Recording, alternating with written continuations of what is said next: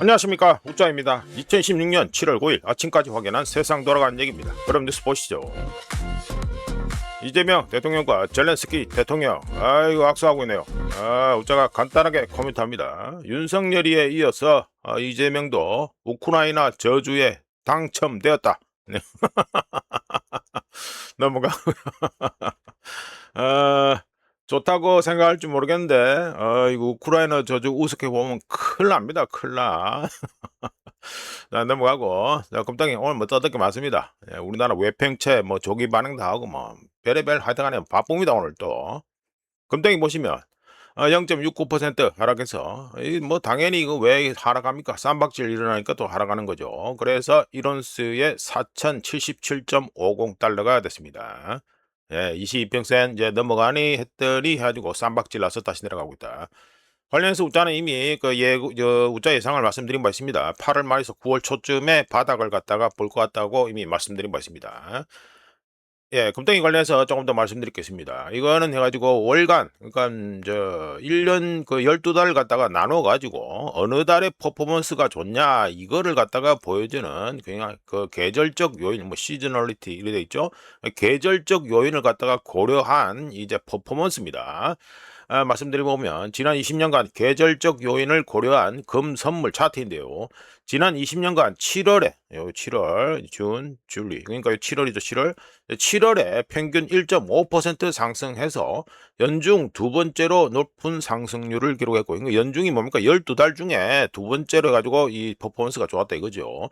7월 달의 경우에는 65% 확률로 플러스 수익률을 기록했는데 지난 20년 동안 이것도 12달 중에 두 번째로 높은 수익률입니다. 지난 20년 중 가장 수익률이 높은 7월 달은 언제였다? 2020년 7월로 당시에 10.7%가 상승했었습니다. 그리고 20년간 역사적으로 7월보다 높은 수익률을 기록한 달은 8월 뿐입니다. 8월. 네, 8월뿐으로 2005년 이후 평균 1.6% 상승률을 보였고요. 8월의 경우 55% 확률로 플러스 수익률을 기록했으며 가장 높은 수익률을 기록한 해는 2011년 8월로 12.1%였습니다. 반대로 6월, 뭐 엮어지죠. 6월의 경우에는 평균 마이너스 0.4%로 해가지고 2005년 이후 상승한 경우가 40%에 불과합니다. 20년 중에. 그래서 금 선물로 봤을 때는 가장 약한 달이 언제다? 6월입니다. 6월. 계절적 패턴이라고 할 수 있죠. 이게 계절적 패턴, 시즈널리티 되니까 계절적 패턴인데, 이 패턴에 따르면 금 선물은 보통 6월 말에 바닥을 치고 그 다음에 연말까지 12월까지 지속적인 랠리를 보이는 경향이 지난 20년 동안 있었습니다. 하지만 우짜는 지난주에 그 예상을 말씀드렸나? 예상을 말씀드린 것처럼 이번에는 8월 말에서 9월 초쯤에서 바닥을 갖다가 확인할 것 같다라고 이미 예상해서 말씀드린 바 있습니다. 자, 넘어가고요. 자, 은덩이 보시죠. 은덩이는 마이너스 2.84%. 이것도 뭐 쌈박질 때문에 떨어졌습니다. 그래서 1온스에 58.24. 아이고, 60달러 겨우 힘들게 넘겼는데 다시 깔았네요. 예, 그렇네요. 뭐, 쌈박질 하면은 내려갈 수밖에 없습니다. 자, 이거는 또 서부 텍사스유 해가지고 올려놓고 기름값 차례대로 말씀드리죠. 쌈박질 덕분에 브렌트유는 6.66% 상승해서 1배럴에 79.10달러가 됐고요. 이제 80달러를 갖다가 바라보고 있습니다. 그리고 서부 텍사스유 이렇게 라인이 딱 확인된 상태에서 우리가 말씀드렸죠. 채널 작년 가을부터 해서 꺼지는 채널이 있는데 그 채널의 상단을 갖다가 이걸 갖다 제대로 터치를 못하고 그러니까 터치만 살짝 하려 하다가 다시 올라가는 거 이렇게 됩니다. 이게 상단인지 하단인지 지금 기억이 잘 안 나네. 하여간에 좀 그렇다 이래 말씀드리면서 서부 텍사스유는 5.94% 해가지고 상승해서 1배럴에 74.62달러가 됩니다. 그리고 5만 9월 물은 3.66% 상승해서 1배럴에 71.63달러가 됐습니다. 자, 이거 기름 이거 또 좀 잠깐 얘기를 해야겠죠. 아무래도 올랐으니까. MOU 미국하고 이란 간의 MOU 양해각서 체결 사인 이후에 유가에 대해서 우자가 까놓고 말씀드려 보면 먼저 이란산 원유 이것도 우자가 소개해 드렸죠. 물량은 푸는데 시장에서 사가는 놈이 없다라고 말씀드린 것처럼 이란산 원유의 경우 시장에 매물로 나와도 기존의 유럽연합하고 영국의 제재가 여전히 살아있었죠. 미국은 잠시 잠정 뭐 해제해준다 해가지고 했는 거고, 유럽연합과 영국의 제재가 여전히 살아있었고, 미국의 제재 복원 우려가 있었고, 그리고 MOU 자체가 애초부터 불안정했지요. 이런 여러 가지 요인으로 인해 가지고 이란성 원유는 시장에 나오나 마나 상태였습니다. 사실상 나오나 마나 상태였습니다. 이란이 열받을 만했다, 예, 이렇게 생각하고요. 이런 가운데 기름판에서는 아몰랑 잘 될 거야, 예, 아몰랑 잘 될 거야, 앞으로 모든 게 해결이 될 거야, 이런 낙관론이 어디까지 침투했었냐, 원유 트레이더들까지 머릿속에 침투를 해가지고 이 유가가 정말 좀 이해가 안 될 정도로 싸졌었지요. 근데 펀더멘탈하게 보면 이 유가의 지금 이 움직임, 얼마 전까지 이 움직임, 이거는요 정말로 기괴한 모습이었습니다. 우짜 기준에서는 정말 기괴하다. 펀더멘탈하게 뭐가 좋아진 게 하나도 없어요. 하나도 없습니다. 뭐 일시적인 공급 과잉, 에이, 그런 말은 우짜도 하지요. 이런 가운데 어제 우짜가 말씀드린 3, 2, 1 크랙 스프레드 있죠? 예, 그래가지고 블룸버그 차트를 가지고 업데이트 된 거 말씀드립니다. 보시면 60이 넘어갑니다. 60.35달러. 아이고, 잘 들어가죠? 예, 보시면 해가지고, 예, 뭐, 크랙 해가지고 되는데, 요 321C 돼 있죠? 인덱스 돼 있는데, 그러니까 321, 3, 2, 1, 크랙 인덱스 이래 되는 겁니다. 해가지고 점점 미친 듯이 올라갑니다. 자, 공급 과잉이라며, 예? 원유가 공급 과잉이라며. 그런데 보세요. 정제 마진은 미친 듯이 올라갑니다. 이게 전부 다 유가는 내려가더라도 소비자들이 사는 기름값은 오히려 지금 내려가지 않고 계속해서 비싸지고 있다는 걸 이걸 통해서 알 수 있습니다. 자, 넘어가고요. 뭐 이란전 때문에 해가지고 저 중동에 있는 정유시설들 부사지고, 그 다음에 아시아나 등등 이런 여러 곳에 있는 정유시설들의 경우 어떻습니까? 가동률이 떨어졌죠? 예, 그거 다 감안해야 됩니다. 저거는 미국에 있는 3, 2, 1 크랙 스프레드인데도 저렇다. 자, 넘어가고 달러 인덱스는 마이너스 0.12% 찔끔 내렸습니다. 이게 왜 내렸습니까? 6월 FOMC 회의록, FOMC 회의록이 나왔는데 다소 비둘기파적 해석이 포착되면서 0.13% 살짝 하락했습니다. 그래서 101.055가 됐습니다. 그래도 여전히 22평선 위에서 놀고 있네요. 참 그렇네. RSI 값은 뭐 대충 라인은 이제 슬쩍 잡는 것 같은데, 하여간에 여전히 22평선 위에서 계속 놀고 있습니다. 이게 언제부터냐 이게, 어? 5월 한 저 초반, 초 이후부터는 계속 22평선 위에서 놀고 있네. 하여간에 뭐 달러는 계속해서 퍼포먼스가 좋다 이렇게 말씀드리면서, 자, 우리나라 원화 보시죠. 원화는 SK 하이닉스 그 외국에서 그 뭐 증시해가지고 미국에 증시해가지고 상장해가지고 돈 들어오는 거, 그거 입금빨로, 예, 그 돈 300억 달러가 안 된다는 돈, 그 입금빨로 해가지고 지금 원화를 갖다가 내리고 있죠. 그리고 우리나라 해가지고 정부 차원에서도 스무딩 오퍼레이션 계속하고 있고, 그리고 SK 하이닉스 그 달러 입금이 온다 하니까 수출 업체들 내고 물량도 나오고 뭐 이래가지고 이런저런 작업을 하면서 어제는 많이 해가지고 좋아졌는데, 해가지고 오늘 해가지고 0.33% 좋아졌습니다.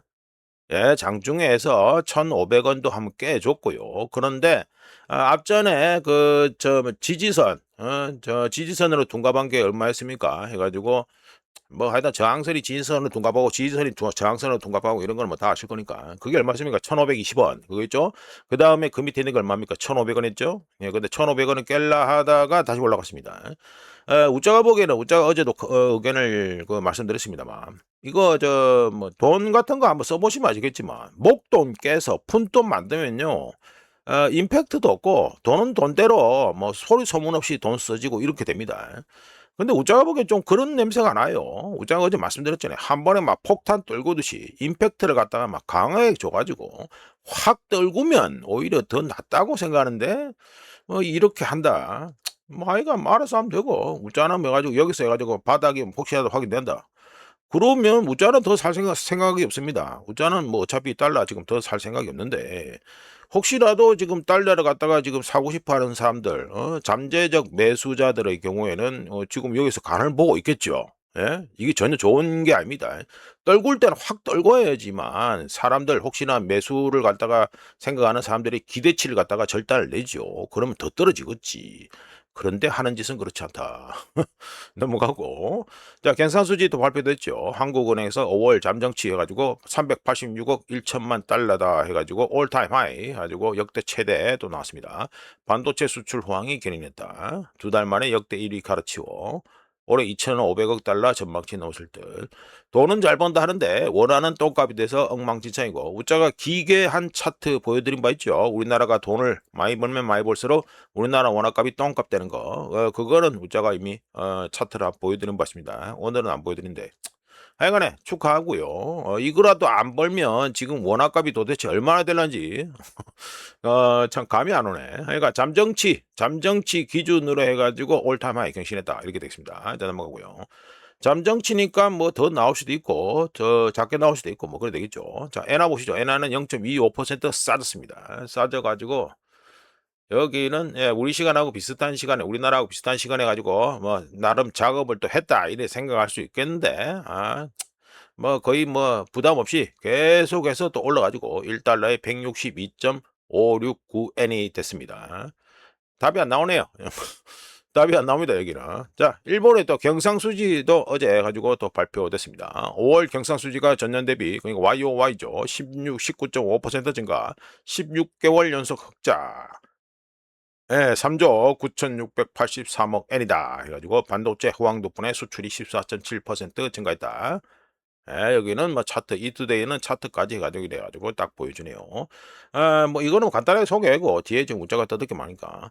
이 시장 예상치가 얼마였냐면 요걸 올려놓고, 여기 있죠. 경상수지 흑자가 3조 9,683억 엔인데 시장 예상치가 4조 1,210억 엔이었습니다. 그러니까 시장 예상치에는 좀 많이 못 미쳤다. 많이라 해야 되나? 하여간에 하회했다 이게 되겠습니다. 참고로 어제 일본의 6개월 만기 국채 옥션 경매가 있었는데요. 결과가 나왔는데 지난 세션 때 6개월 만기 일본 국채 수익률이 0.9821%였는데 어제 경매 이후에 해가지고 1.0118%로 상승했습니다. 수익률이 상승했다. 그러니까 인기가 좀 그랬다 이 말이 되겠죠. 넘어가고요. 자, 요거는 달러 비중을 줄이겠다라는 응답에 대해서 해가지고 OMFIF라고 돼 있죠. 여기 어디입니까? 공적 통화 금융 기관 포럼이라고 돼 있는데 이름만 보면 무슨 뭐 공적인 기관 이런 것처럼 보이는데 그 독립 그 싱크탱크입니다. 이가 Official Monetary and Financial Institution Forum이라고 하는 곳인데 줄여서 OMFIF인데 여기 그냥 뭐 하여튼 그 정부 기관은 아니고 독립 쪽에 독립 싱크 탱크입니다. 자, 여기서 해가지고 74개 중앙은행과 16개 공공연금 및 국부 펀드를 대상으로 실시한 설문조사인데요. 여기서 10조 달러 이상의 외환 보유 자산을 운용하는 금융기관 중 4%가 향후 12에서 24개월, 그러니까 1년에서 2년 안에 자신들의 포트폴리오에서 미국 달러 비중을 갖다가 줄일 계획이라고 응답하면서 3년 만에 처음으로 달러 비중 축소 답변이 나왔습니다. 응답한 기관들에서 달러 비중이 감소할 것으로 예상된 주요 통화는 당연히 미국 달러 6벌겋게 표시했잖아요. 블룸버그에서 미국 달러 하나밖에 없었습니다. 또한 응답 기관 중 8%는 향후 10년 안에 외환 보유액에서 미국 달러 비중이 줄어들 것이라고 예상했습니다. 그런데 문제가 있죠. 현실은 다르죠. 현실은 달라서 금융기관들이 가장 많이 보유한 통화는 여전히 미국 달러로 포트폴리오에서 차지하는 비율이 2025년 60%에서 소폭 감소해서 2026년 현재, 그러니까 요거 응답한 거 해가지고 조사했는 그때 기준으로 한 겁니다. 이때 현재가 2026년 해가지고 58%로 2% 살짝 감소했습니다. 조사 대상 중앙은행 중 82%가 물리적 금을 갖다가 금덩이를 보유하고 있다고 응답하면서 2025년 71%에서 많이 증가했죠. 9% 아니다 9% 아니고 11%가 증가했구나.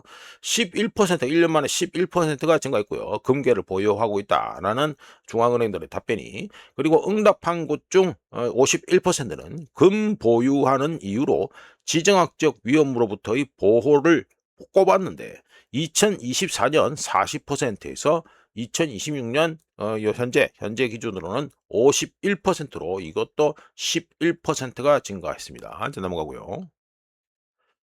요거는 또 달러 강세 포지션 얘기를 또 말씀드립니다. 계속해서 강세 포지션입니다. 미국의 상품 선물 거래 위원회 여기 있죠? 예, Commodity Future Trading Commission. 그러니까 이게 미국의 상품 선물 거래 위원회죠. 여기에 데이터에 따르면 6월 30일 기준으로 해서 투기적 달러 매수 포지션이 397억 달러. 이거로 2015년 쭉 올라가서 2015년 이후 가장 높은 수준을 갖다가 기록했습니다. 참고로 투기적 달러 매수 포지션을 잡는 투기 세력, 뭐 여기 투기자 이래 돼 있잖아요. 투기 세력으로는 헤지 펀드, 자산 운용사, 기존 통화 위험을 해지하기보다는 가격 추세와 거시경제 전망에 기반해 포지션을 취하는 외환 투기꾼들을 갖다가 다 모아서 투기적 달러 포지션, 달러 매수 포지션을 잡는 투기 세력이라고 말합니다. 하여간에 달러 매수 포지션은 지난 2달 동안 200% 이상 급증했고요. 미친 듯이 올라가죠. 급증했고 16주 연속 상승세를 이어가고 있고요. 미국 달러는 6월 한 달에만 2% 상승해서 지난 12개월 중 가장 강한 상승세를 보였습니다. 달러가 강세를 보이는 이유는 트레이더들이 올해 2026년 그러니까 올해 들어서 패드가 최소 한 차례 금리 인상을 할 것이라고 예상하고, 두 번째, 미국 금리가 더 오랜 기간 동안 높게 유지될 것이라고 예상했기 때문이고요. 그래서 달러가 강세를 보이고, 이란전이 터지기 전인 2월 중순, 뭐 해가지고 요쪽에 보면 뭐 밑으로 깔아놨잖아요. 2월 중순까지만 해도 금리 인하 예상이 대세였습니다. 그래서 달러 해가지고 매수 포지션이 아니라 매도 포지션이었죠, 이때? 예, 매도 포지션이었다는 거. 근데 확 바뀌어가지고 이렇게 됐다. 자, 넘어가고요.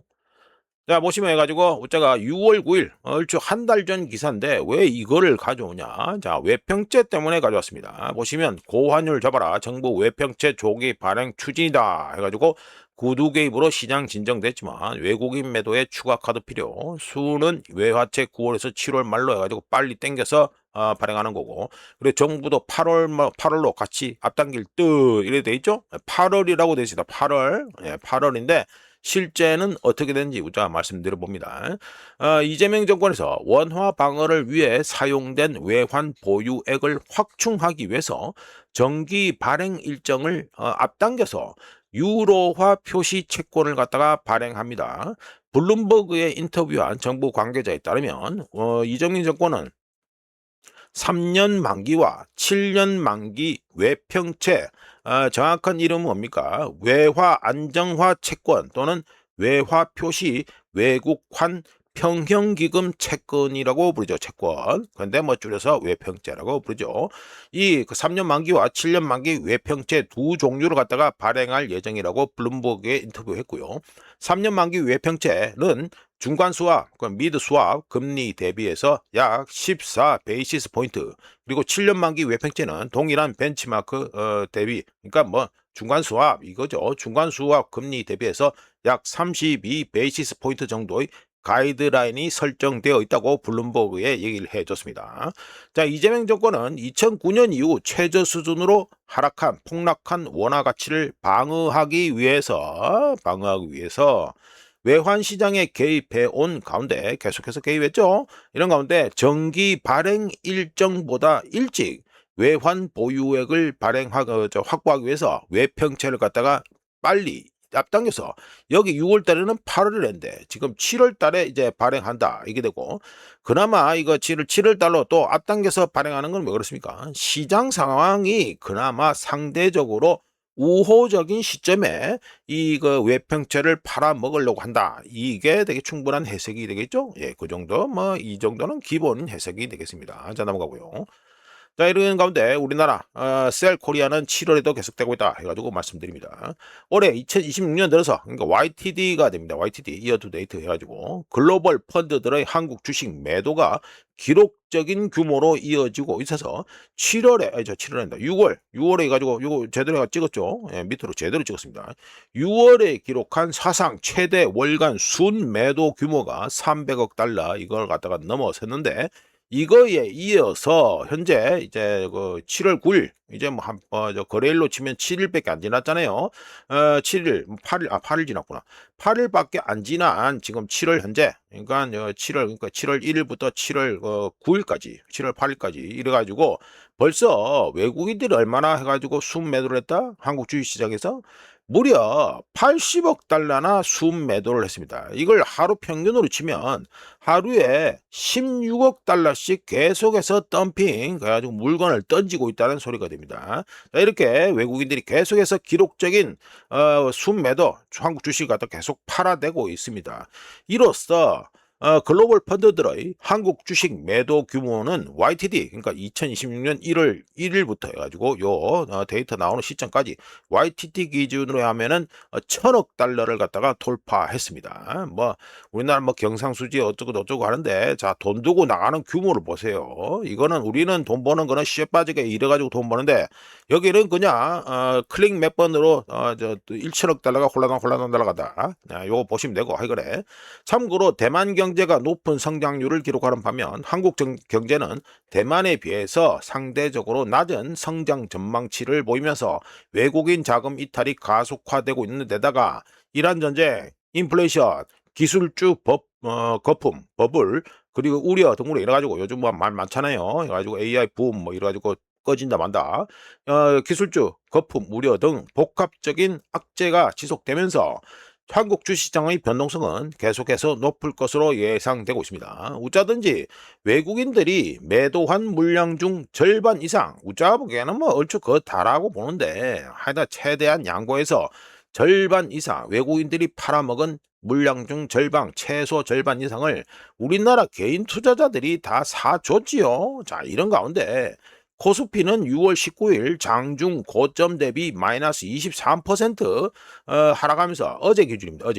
어제 기준으로 또 하락했으니까, 요걸 갖다가 퍼센트를 치면은 6월 19일 역대 최대치 대비해서 마이너스 23% 폭락하면서 2022년 약세장 이후 최대 낙폭을 기록 중이고요. 간단하게 말씀드려서 기술적으로 지금 현재 우리나라 증시는 약세장, 베어마켓, 하락장의 진입이 확정된 상태입니다. 이거는 분명하게 말씀드리고, 네, 이런 가운데 다이션 해가지고 데일리 MSCI 사우스코리아 볼, 그러니까 뭐 우리나라 한국 해가지고 ETF인데 이게 몇 배짜리입니까? 3배짜리. 어마어마하죠? 3배짜리.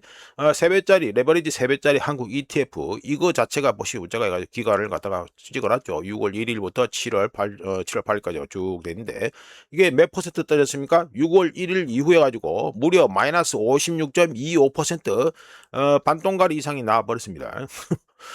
우장해적으로 계속 해서 지난 몇 달 동안 계속해서 뭐 작년부터도 뭐 계속 경고를 했습니다.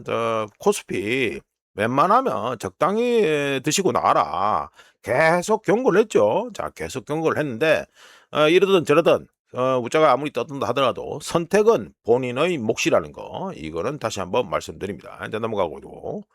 자, 요거는 또 이어서 우리나라 증시가 약세장 진입했다 하니까, 기술적으로 진입했다 하니까, 진입했다고 제가 말씀드렸으니까 또 말씀드리죠. 7월 8일에도 코스피는 마이너스 5.35% 하락한 7246.79까지 밀렸지요. 그러면서 6월에 기록한 역대 최고치 대비 마이너스 23% 떨어졌습니다. 기술적으로 약세장 진입 기준에 도달했습니다. 마이너스 20% 이상 폭락했기 때문에.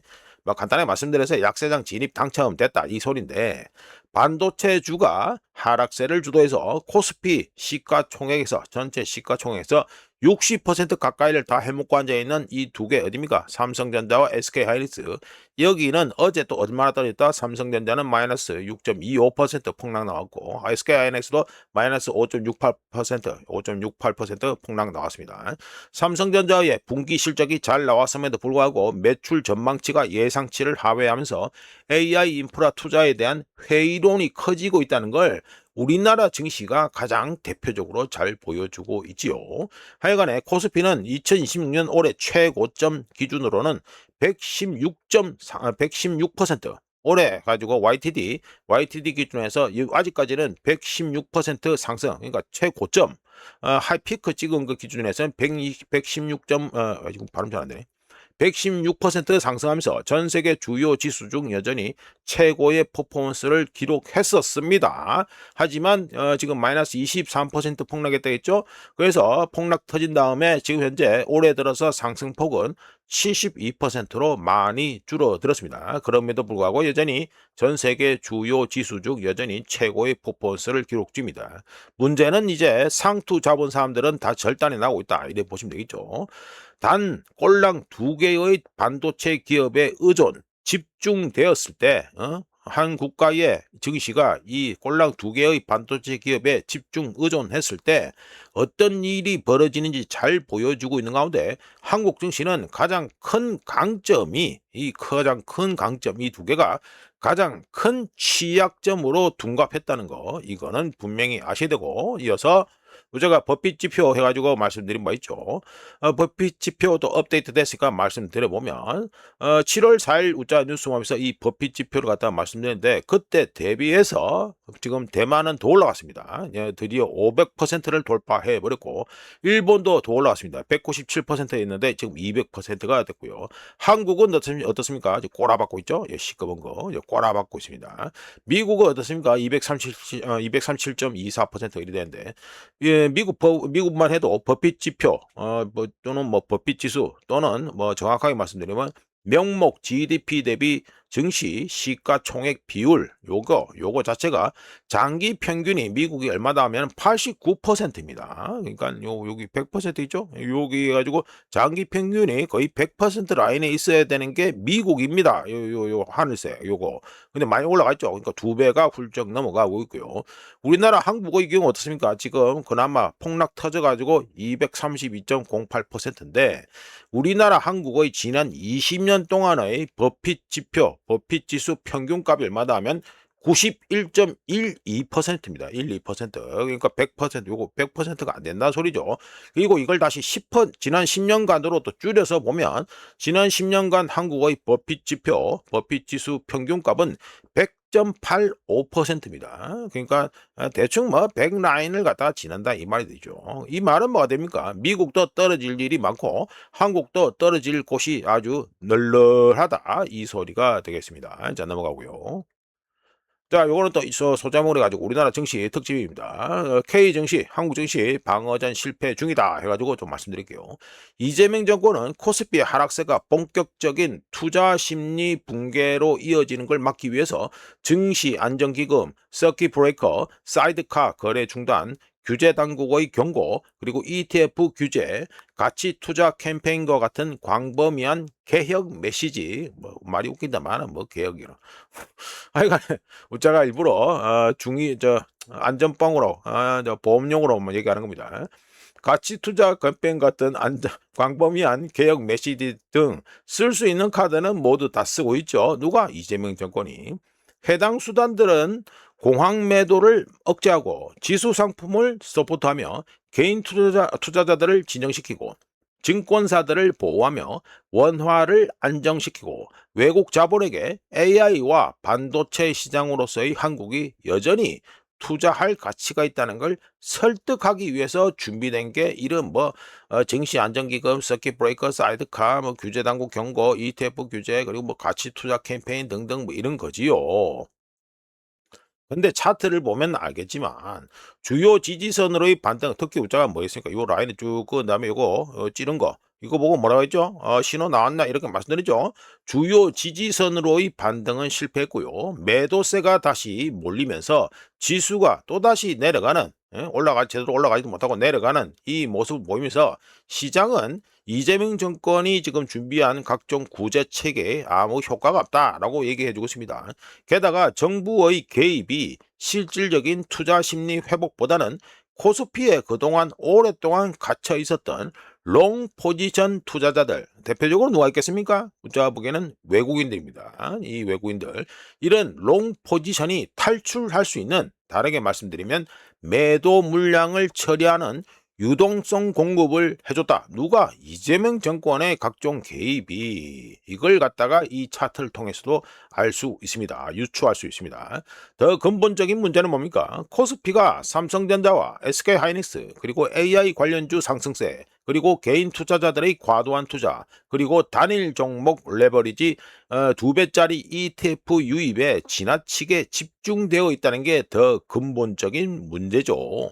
관련해서 이 인간 해가지고 뭐라 떠들었습니까? 6월 24일에 그때 막았어야 금감원장 후에 있다고 소리를 떠드는 인간이 금감원장으로 앉아 있는 겁니다. 이 인간이 누굽니까? 이 인간이 누굽니까? 금감원장이 뭐 하는 자리예요? 한국 금융기관들 실질적으로 감독하고요. 그리고 예금자와 투자자 등 금융 소비자들을 보호하라는 임무를 부여받은 게 누굽니까? 금감원장이지요. 그리고 금융에 조금이라도 관심 있는 허접한 우자도 계속 떠들었잖아요. 금융에 조금이라도 관심 있는 사람이라면 하지 못할 소리입니다. 이게 뭡니까? 그때 막았어야. 이게 무슨 소리예요, 이게? 에? 2배짜리 ETF 땡기면 뭔 일이 생기는지, 허가해주면 뭔 일이 생기는지, 이거 돌리면 뭔 일이 생기는지 몰랐어요? 이게 말도 안 되는 소리 아니야, 이게. 에? 소 잃고 외양간 고치기 식으로 뻔뻔하게 핑계를 대고 있죠. 참고로 이거 누굽니까? 이거 이거 이찬진이가 뭐 했지요? 대북 송금, 그리고 이재명 선거법 위반, 변호했잖아요, 변호. 그러니까 대장동 집단이라는 거. 어쩌든지 넘어가고, 아이고, 뭐 계속 이런 거 떠들면 시간만 가니까. 어쩌든지 베네수엘라, 그러니까 이재명의 공직선거법 위반과 대북 송금 사건 변호인, 이찬진 반드시 기억해야 되고요. 한국 정치는 단순한 조정 국면에 그치지 않고 있으며, 반도체 버블이 터지면 이재명 정권은 개인 투자자 손실, 증권사 리스크, 원화 압박, 그리고 한국이라는 시장 전체의 개혁 신뢰도 문제로 번지는 걸 갖다가 온전히 떠안아야 된다. 앞으로 한번 봅시다. 투자자들, 어떤 투자자? 이재명 정부가 더불어를 갖다가 지지하는 투자자, 특히 40에서 50대 증시 박살나고 넣었던 돈 계좌 앵꼬 나면 어떻게 되는지 한번 봅시다. 자, 넘어가고요. 그동안 팔아먹을 때 좋았겠지. 자, 중국 정제유 수출 제한이 해제됐습니다. 억수로 큰 소식입니다. 이것도. 자, 미국과 이란이 다시 쌈박질을 부리고 있는 가운데 중국은 7월 말까지 정제유 수출 제한을 해제한다고 발표했고, 지난 4개월 동안 중단되었던 티팟, 뭡니까? 중국의 독립 정유 공장들이죠. 정유 업체들. 이들의 수출 재개를 허용했습니다. 억수로 묘한 타이밍이죠. 이거 뭐 수출 재개했다니까 좋다고 생각할 수 있죠? 아닙니다. 이제 중국이 원유를 갖다가 이제 본격적으로 사겠다는 신호를 낸 겁니다, 이제. 우자가 어제부터 계속해서 크랙 스프레드, 정제 마진이 확대되고 있다고 얘기하는 가운데 세계 최대 정제국인 어디입니까? 중국이죠. 중국의 생산이 정상화될 거라는 이 신호입니다, 이게. 예? 이제 물건 제대로 원유 땡기겠다는 신호예요. 이러면 어떻게 됩니까? 유가 상승을 당연히 기대할 수밖에 없지요. 우자가 보기에는 중국이 중간 선거를 앞두고 트럼프에게 압력을 넣기로 이제 결정을 했다라고 이 사인이 나왔다라고 봅니다. 하여간에 롱성 석유화학이 대주주로 있는 저장 석유화학은 3개월 이상 수출 중단 후 7월부터 연료 수출 재개 허가를 받았다고 발표했습니다. 그래서 혼자 얘기하면 그렇고 중국 얘기는 항상 이 구라가 많기 때문에 업계 소식통 4명을 통해서 크로스 체크해서 로이터가 기사를 썼습니다. 자, 넘어가고요. 자, 요거는 일단 우짜가 해가지고 6월 24일 지난달 24일에 해가지고 그 뉴스 보면서 말씀드린 바 있는 홍콩하고 싱가포르 뭐 금 결제 뭐 시스템 얘기했죠. 그거에 해가지고 또 업데이트 얘기를 말씀드립니다. 홍콩이 금 결제 시스템 시범 운영에 들어갔습니다. 홍콩과 싱가포르가 서방의 금 통제에 맞서 이거저거 준비 중이라고 우짜가 6월 24일에 말씀드렸는데, 홍콩이 주요 은행들의 지원하에 새로운 금 결제 시스템의 시범 운영을 시작했고, 이는 홍콩이 가격 결정력을 갖춘 주요 금괴 거래 허브로 발돋움하겠다는 야심찬 목표의 중요한 발걸음이라고 할 수 있습니다. 존 리 홍콩 행정장관은 7월 7일 홍콩 FIC 앤 본드 커넥터 서밋에서 홍콩 금 결제 시스템이 홍콩으로 하여금 금 거래 시장의 글로벌 기준 가격을 제시하는 기반을 마련하는 데 도움이 될 것이라고 하면서, 목표는 홍콩에서 고도로 발전된 기관 근거래, 금거래 시장을 구축하는 것이며, 이를 위해서 향후 몇 년 동안 금 보관 및 정제 시설을 대폭 강화하는 것을 갖다가 포함한다라고 해가지고 존 리가 발언을 했습니다. 관련해서 우자가 또 해가지고 업데이트 해야 되니까 또 말씀드리죠. 관련해서 새로운 금 결제 시스템 도입을 앞두고 홍콩의 금 수입량이 급증했습니다. 홍콩은 2026년 4월에 이거 얼마입니까? 이거 120K니까 100톤이 넘어가는 거죠, 이게. 예, 103톤 해가지고 저거 4월에 103톤 그리고 5월에 100톤이 좀 모자리는 93톤의 금을 수입했는데 두 달 모두 지난 2년간의 평균치 여기 있죠. 예, 블룸버그가 또 해가지고 평균치를 적어놨습니다. 라인을 써놨죠. 6.1톤, 6.1톤을 갖다가 넘어서는 것이죠. 6.1톤을 넘어서는 거고. 아, 61톤이냐? 예, 예. 아, 그러니까 61톤이지. 아, 61톤이냐? 아, 헷갈리네. 아, 오자가 이게 잘못 말씀드린 것 같아. 10.3톤이냐? 10.3톤 이런데. 아, 이거 뭐, 제가 지금 정신이 없으니까 빨리 해야 되는 거. 그럼 이양해 주시고. 수치는 이제 나와 있는 거 보시면 되고요. 자, 이를 갖다가 위해서 JP모건, 그리고 HSBC, 그리고 UBC를 포함한 11개 금융기관이 참여하는 새로운 금결제 시스템의 시범 운영을 앞두고 홍콩이 벌인 일이고요. 요게 지금 해가지고 금을 갖다가 일이 엄청나게 많이 수입한 거. 시스템 도입에 앞서 최소 4개 은행이 참여해 결제 표준인 400온스 또는 112g짜리 금괴를 대량으로 비축하면서 금 수입량 급증에 영향을 미쳤습니다. 홍콩은 블룸버그에서 제공되는 새로운 금 가격 벤치마크, 그러니까 이름이 티커명이 HAU가 되는데 이걸 도입해서 홍콩의 금 거래에 대한 글로벌 기준 가격을 제공하겠다고 했는데요. 기준 가격 스탠다드 프라이스는 계약 결제 및 금 가치 평가에 사용되는 표준 가격을 설정하는 것으로 지난 수십 년 동안 런던의 기준 가격이 사실상 글로벌 금 시장의 기준 가격이 됐다. 이게 됐습니다. 홍콩과 싱가포르는 아시아 최대 금 거래 허브가 되기 위해서 경쟁 중인데요. 싱가포르는 지난달 6월에 자체 결제 시스템을 공개한 바 있습니다. 자, 넘어가고요. 언제 시간이 이거 지금 36분에 되겠네. 자, 이건 이란 전 131차 말씀드립니다. 미국하고 이란 MOU 양해각서가 사인하고 30일도 채 지나지 않은 상태에서 쫑날 것으로 현재 보이는 가운데 트럼프로 쫑났댔죠. 미국은 이란 남부에 있는 전략적 요충지인 시리크 항에 대한 폭격을 갖다가 벌였습니다. 자, 빨리 넘기자. 나 그런 가운데 블룸버그는 또 해가지고 이란이 해가지고 유엔에다가 뭘 얘기했다 얘기했죠. 예, 호르무즈 해가지고 지금 파트 그러니까 영해는 갖다가 영해를 갖다가 통제할 권리가 있다 이렇게 떠들었다고 해가지고 주장했다 이 얘기가 됩니다. 이란은 유엔 산하 국제 해사 기구에 제출한 문서에서 호르무즈 해협의 일부는 이란 이슬람 공화국의 영해에 속한다면서 국제해양법에 따라 이거 말씀드렸죠. 이란은 국제해양법 이거 사인 안 했습니다. 비준 안 했습니다. 국제해양법에 따라 연안국은 자국의 영해에 대한 주권, 관할권, 주권적 행사를 행사한다라고 해가지고 유엔에다가 주장을 했습니다. 그런데 말이 웃기지 되죠. 이란은 일단 해가지고 국제해양법에 사인도 안 했지만 이란 주장을 맞다고 하더라도 현재 지금 이란이 어디를 지금 공격하고 있죠? 오만 영해 쪽을 현재 공격하고 있죠. 그러면 이게 뭐가 됩니까? 오만 영해에 대한 이란의 공격은 오만에 대한 전쟁 소포와 같습니다. 이런 주장대로 하면 그리 되는 거 아니에요. 그러니까 앞뒤가 안 맞죠. 자, 이런 가운데 미국의 중부 사령부는 추가 공습이 시작되었다면서 이번 공습은 호르무즈 해협에서 항행의 자유를 위협하는 이란의 능력을 더 약화시키기 위한 것이다라고 주장을 했습니다. 미 중부 사령부도 구라를 잘 치니까. 자, 이런 가운데 우리가 조금 예상을 해보면 이란이 오만 항로 여기 오만 항로 여기 밑에 거 오만 항로를 갖다가 지금 못 쓰게 하려고 재뿌리게 들어갔고 그다음에 또 미국에 가지고 이거 물건 잘 빼고 있는데 왜 깨방을 놓냐 해가지고 지금 폭격하고 이러고 있는 와중에 이란의 오만 항로에 대한 재뿌리기 다음 과정이 뭐가 될 것 같다. UAE 아랍에미리트의 푸자이라항 공격으로 예상되고요. 다음으로는 어디가 됐습니까? 유명한 밥엘 만뎁 이 해협 여기에 차단을 하는 게 다음 수순으로 예상이 됩니다.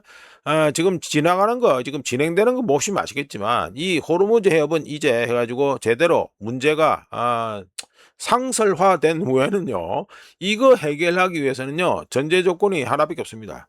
이란 정권이 붕괴되지 않는 한 이 문제는 끝나지 않습니다. 이 문제는 끝나지 않고요. 좀 트럼프가 할 수 있는 방법도 무엇입니까? 쌍봉쇄해서 또 여전히 또 똑같은 짓 하면 돼요. 트럼프도.